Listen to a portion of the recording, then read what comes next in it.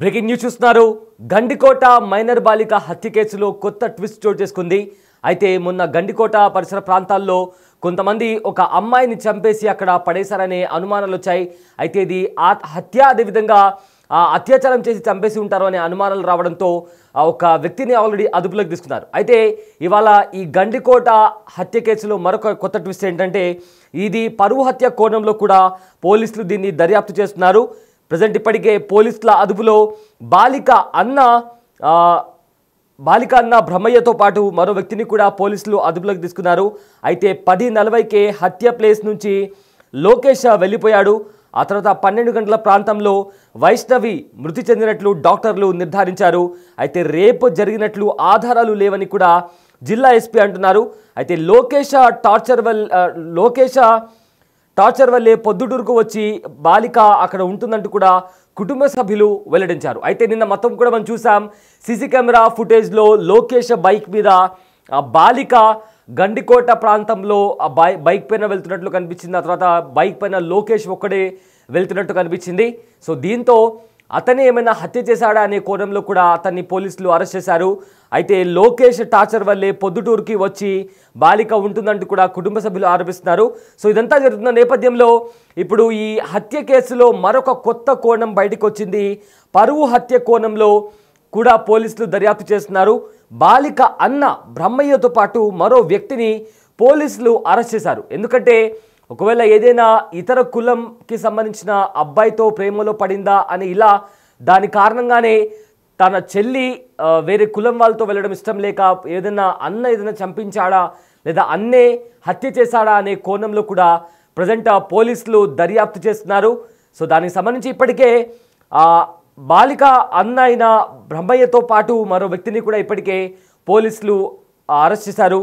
దీనికి సంబంధించి కూడా అయితే నిన్న కూడా ఆ హత్య, అదేవిధంగా హత్యతో పాటు అత్యాచారం చేశారా అనేది కూడా ఒక యాంగిల్ నడిచింది. అయితే దీనికి సంబంధించి ఎస్పీ అయితే రేపు జరిగినట్లు ఆధారాలు లేవంటూ కూడా ఎస్పీ చెప్పడం జరిగింది.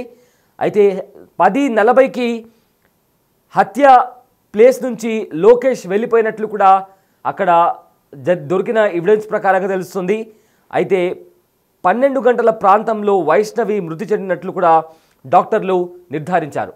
సో దీనికి సంబంధించి ఒక కాస్త మిస్టరీగా మారింది. ఎందుకంటే అక్కడ లొకేషన్ దగ్గర సీసీ కెమెరా విజువల్స్లో లోకేష్ బైక్ పైన అమ్మాయిని, ఆ మైనర్ బాలికను కూడా బైక్ పైన తీసుకెళ్తున్న దృశ్యాలు మనం చూసాం. ఆ తర్వాత లోకేష్ ఒక్కడే అదే ప్రాంతంలో బైక్ పైన వెళ్తున్నాడు. సో ఎస్పీ చెప్పిన వివరాల ప్రకారం అక్కడ రేప్ లాంటిది ఎలాంటివి కూడా దొరకలేదంటూ కూడా, రేప్ జరిగినట్లు కూడా ఎలాంటి ప్రూఫ్ లేదంటూ కూడా ఎస్పీ చెప్తున్నారు. అండ్ ఆల్సో దానికి సంబంధించి పరువు హత్య కోణంలో ఏదైనా హత్య జరిగిందా అనే కోణంలో కూడా పోలీసులు దర్యాప్తు చేస్తున్నారు. సో దీనికి సంబంధించి ఇప్పటికీ కాస్త మిస్టరీగా నెలకొంది. ఈ కేసుని పోలీసులు కూడా చేసే ప్రయత్నం చేస్తున్నారు. ఖచ్చితంగా అతి త్వరలో నిందితులను కూడా పట్టుకుంటామంటూ కూడా ఇప్పటికే పోలీసులు చెప్తున్నటువంటి పరిస్థితి కనిపిస్తుంది. అయితే ఇదే అంశానికి సంబంధించిన పూర్తి డీటెయిల్స్ మా ప్రతినిధి లైవ్లో ఇస్తారు. కడప జిల్లాలో ప్రముఖ పర్యాటక కేంద్రం గండికోటలో నిన్న ఉదయం ఇంటర్ బాలిక దారుణ హత్య గురి కావడం సంచలనం సృష్టించింది. అయితే దీనికి సంబంధించి కూడా నిన్న ఉదయం 8 గంటల ప్రాంతంలో వారిద్దరూ కూడా ఇదే గండికోట ప్రాంతానికి వచ్చారు. అక్కడికి వచ్చిన తర్వాత మాత్రం ఇక్కడి నుంచి కూడా ఒక నిర్మానుష ప్రాంతానికి వెళ్ళినట్టు కూడా ప్రాథమికంగా గుర్తించారు. మన ఇక్కడ గండికోటలోని ప్రధాన ఎంట్రీ వద్ద ఉన్నాం. ఈ ఎంట్రీ వద్ద నుంచి కూడా ఇద్దరు కూడా ఎవరైతే ఉన్నారో వైష్ణవి, లోకేష్ కూడా వాళ్ళిద్దరూ ఇదే ప్రాంతం నుంచి కూడా దీని వెనకాల నుంచి కూడా ఏదైతే ధాన్యాగారం ఉందో ధాన్యాగారం వెనక ప్రాంతం నుంచి కూడా అటువైపు వెనుకవైపు నిర్మానుష ప్రాంతానికి వెళ్ళినట్టు ప్రాథమిక గురించి తెలుస్తుంది. దీనికి సంబంధించి కూడా మనం అక్కడికి వెళ్ళే ప్రయత్నం చేద్దాం. వైష్ణవి, లోకేష్ వాళ్ళిద్దరూ కూడా గండికోటలో ఎంట్రీ ఇచ్చిన తర్వాత మాత్రం ఈ చెట్ల గుండా నుంచే కూడా ఇద్దరు లోపలికి ప్రవేశించారు. ఇక్కడ అయితే ఒక ప్రధానమైన ఒక టెంపుల్ ఉంటుంది, పురాతనమైన టెంపుల్. ఆ టెంపుల్ బ్యాక్ సైడ్ ఇక్కడ ఎవరు కూడా ప్రవేశించే అవకాశం ఉండదు. కాబట్టి వారిద్దరూ కూడా ఇక్కడి నుంచి కూడా ఇదే ప్రాంతం నుంచి కూడా లోపలికి ప్రవేశించడం ప్రాథమికంగా గుర్తించారు పోలీసులు. ఇక్కడి నుంచి కూడా ఈ రాళ్ల గుండా నుంచే వీళ్ళిద్దరూ కూడా పైకి వెళ్ళారు. ఆ పైకి వెళ్ళిన తర్వాత మాత్రం అక్కడ ఎవరికి ఇక్కడ ఎవరైతే పర్యాటకులు వస్తుంటారో పర్యాటకులకు కూడా ఎవరికి కనిపించే పరిస్థితి కూడా ఉండదు. ఎందుకంటే ఇది ఒక నిర్మానుష ప్రాంతం. కోటలోని ప్రధాన ద్వారానికి సంబంధించినటువంటి ఒక దేవాలయం వెనకాల ఉన్నటువంటి ఆ ప్రధాన ద్వారం నుంచి కూడా వచ్చిన తర్వాత పూర్తిగా వెనుక ప్రాంతంలో ఉండడంతో ఇక్కడ ఎవ్వరూ కూడా వాళ్ళిద్దరికి గుర్తించే పరిస్థితి ఉండదు. ఇక్కడ ఉన్నటువంటి సెక్యూరిటీ కూడా వాళ్ళు గుర్తించే అవకాశం లేకుండా వాళ్ళిద్దరూ కూడా ఇక్కడ ఈ ప్రాంతానికి వచ్చేట్టు తెలుస్తుంది. ఇక్కడ వచ్చిన తర్వాత ఇక్కడే ఉదయం 8 గంటల నుంచి 10 గంటల వరకు ఇక్కడే గడిపారు. వాళ్ళిద్దరు ఇక్కడే ఉన్నారు. ఇక్కడ నుంచి 10 గంటలు ఇక్కడ ఉన్న తర్వాత మాత్రం ఎవరైతే లోకేష్ ఉన్నాడో లోకేష్ ఇక్కడ నుంచి వెళ్ళిపోవడం జరిగింది. ఆ 10 గంటలకు సంబంధించి ఒక సీసీ ఫుటేజ్లో కూడా ఎంట్రన్స్ గేట్ ద్వారా ఒక స్పష్టంగా రికార్డ్ అయింది. 10 గంటల 2 నిమిషాల ప్రాంతంలో తను వెళ్ళిపోయాడు. అయితే బాలిక ఎవరైతే వేస్ట్ ఉన్నారో బాలిక మాత్రం ఇక్కడే ఉన్నట్టు తెలుస్తుంది.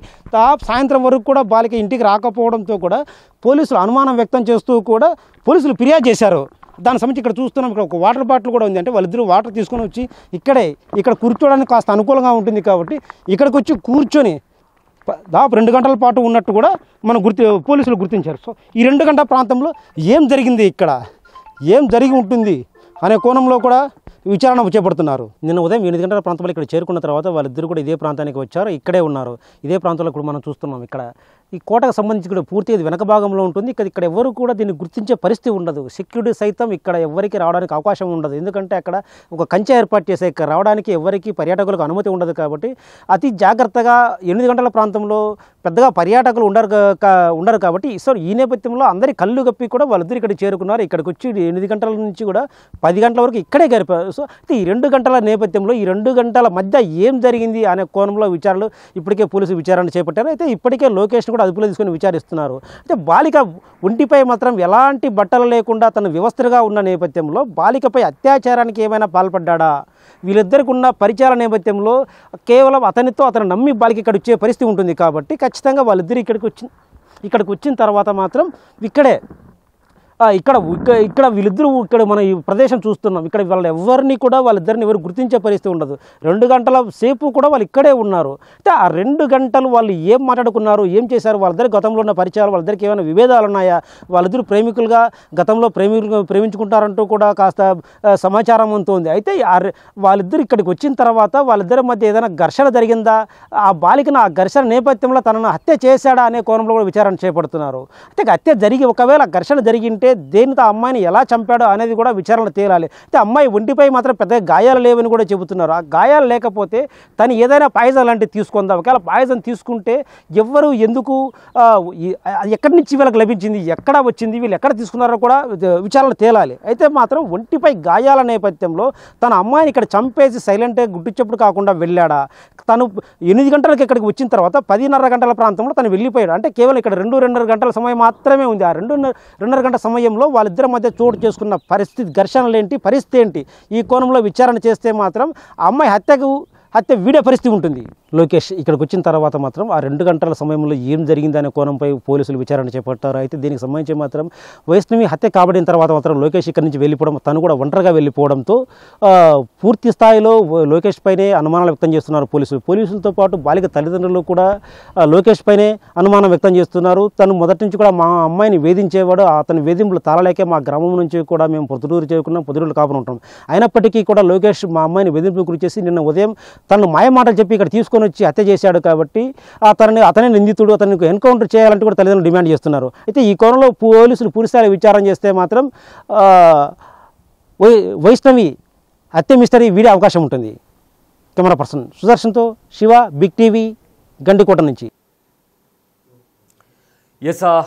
విన్నారు కదా, గండికోట మైనర్ బాలిక హత్య కేసుకి సంబంధించి కూడా కాస్త మిస్టీరియస్గా మారింది. ఎందుకంటే అక్కడ సీసీ కెమెరాలో మాత్రం లోకేష్ అమ్మాయిని మైనర్ బాలికను బైక్ పైన ఎక్కించుకొని తీసుకెళ్తున్నాడు. ఆ తర్వాత గండికోట మెయిన్ ఎంట్రన్స్ లోపలికి వెళ్ళిన తర్వాత అక్కడ ఒక పాతబడిన ఒక గుడి ఉంటుంది.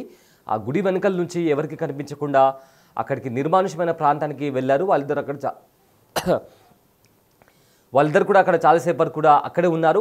ఆ తర్వాత 2 గంటల వరకు కూడా అక్కడే టైం స్పెండ్ చేశారు. ఈ 2 గంటల ఆ డ్యూరేషన్లో ఇద్దరి మధ్య ఏం జరిగింది, ఏమైనా వాగ్వాదం చోటు చేసుకుందా, ఘర్షణ వాతావరణం ఏమైనా నెలకొందా, ఆ తర్వాత దాంతో అతను చంపేశాడా అనే కోణంలో కూడా పోలీసులో దర్యాప్తులో తేలాల్సి ఉంది. అయితే అమ్మాయి వంటిపైన కూడా ఎలాంటి గాయాలు లేవు. సో దీంతో ఒకవేళ ఇది హత్య అయితే, ఒకవేళ లోకేష్ అనే అనబడే వ్యక్తి చంపేసి ఉంటే ఎలా చంపేసి ఉంటాడు అనేది కూడా ఇప్పుడు పోలీసుల ఇన్వెస్టిగేషన్లో తేలాల్సి ఉంది. ఇక ఇదంతా జరుగుతున్న టైంలో పోలీసులు మరో కోణంని కూడా తీసుకొచ్చారు. ఒకవేళ పరువు హత్య ఏదైనా జరిగిందా అనే కోణంలో కూడా పోలీసులు ఇన్వెస్టిగేషన్ చేస్తున్నారు. ఎందుకంటే ఇప్పటికే పోలీసుల అదుపులో బాలిక అన్నయ్య బ్రహ్మయ్యతో పాటు మరో వ్యక్తిని కూడా పోలీసులు అదుపులోకి తీసుకున్నారు. సో దీంతో ఈ కేసు కాస్త మిస్టరీగా కనిపిస్తుంది. కానీ అతి త్వరలో వీలైనంత త్వరలో కూడా పోలీసులు నిందితులను పట్టుకుంటామంటూ కూడా చెప్తున్నారు. అయితే నిన్నటి వరకు కూడా దీనికి సంబంధించి ఏదైనా రేప్ లాంటిది జరిగిందా అనే దానికి సంబంధించి కూడా ఒక డౌట్ అనేది రేజ్ అయింది. సో దానికి సంబంధించి హత్యతో పాటు రేప్ చేశారనే కోణంలో కూడా చాలా క్వశ్చన్స్ రైజ్ అయ్యాయి. అయితే పోలీసులు మాత్రం రేప్ జరిగినట్లు ఎలాంటి ప్రూఫ్ లేదంటూ కూడా ఏకంగా ఎస్పీ మాట్లాడడం జరిగింది. అయితే ఎస్పీ ఏం మాట్లాడారో ఒకసారి విందాం. కడప జిల్లాలో ప్రముఖ పర్యాటక కేంద్రం గండికోట జరిగిన ఈరోజు దారుణ హత్యకు సంబంధించి పోలీసులు ఇప్పటికే పూర్తిస్థాయి విచారణ చేపట్టారు. జిల్లా ఎస్పీ ఈజీ అశోక్ కుమార్ సైతం ఘటనా స్థలాన్ని చేరుకుని వీటి స్థాయిలో పూర్తిస్థాయిలో విచారణ చేపట్టారు. అసలు ఘటన జరిగిన కారణాలు ఏంటి అంశంపై మన జిల్లా ఎస్పీకి ప్రయత్నిద్దాం. సార్ చెప్పండి, ఈరోజు ఒక ఇంటర్ విద్యార్థిని ఇక్కడ ఒక ప్రదేశంలో పర్యాటక ప్రాంతంలో దారుణ హత్యకు గురైంది. హత్య గల కారణాలు ఏంటి?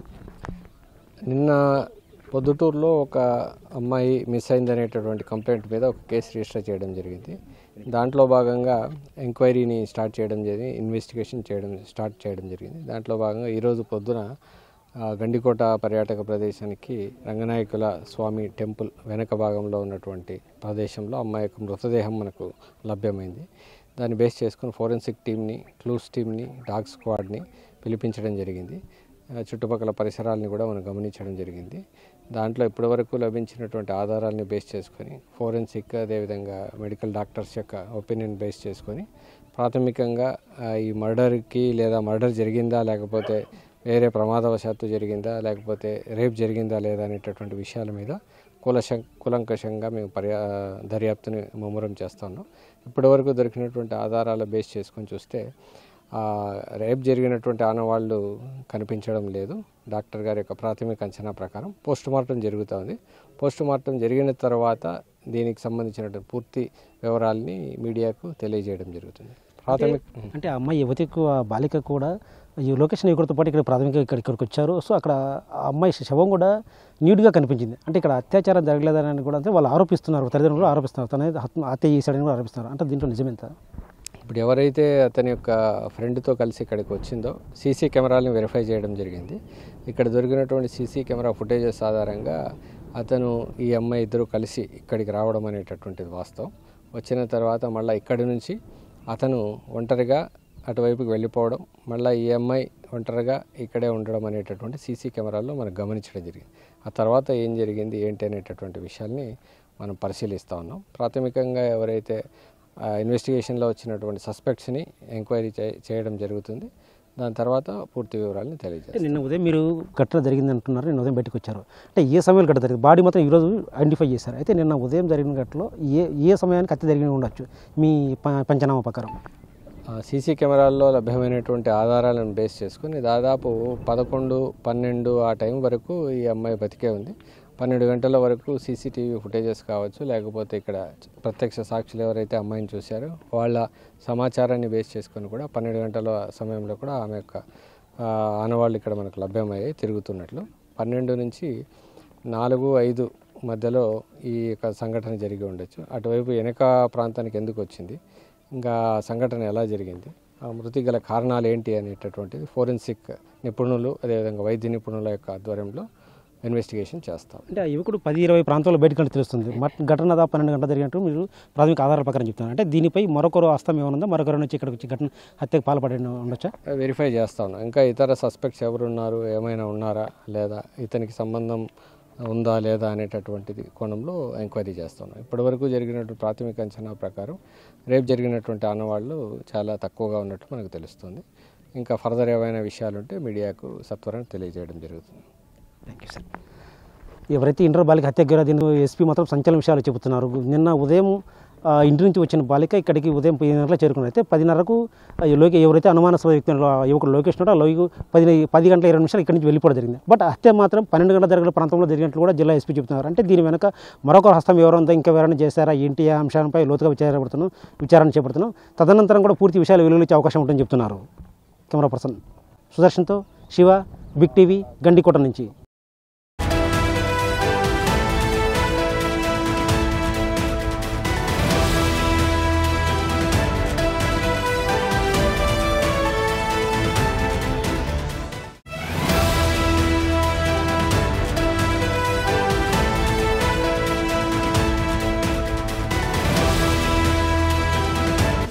The big folk night 2025 celebrating the soul of Telangana. August 23 సాయంత్రం 6 గంటల నుండి ఎల్బీ స్టేడియంలో. టికెట్స్ బుకింగ్ కోసం ఎంట్రీవాలా యాప్ను డౌన్లోడ్ చేసుకోండి. The big folk night 2025 celebrate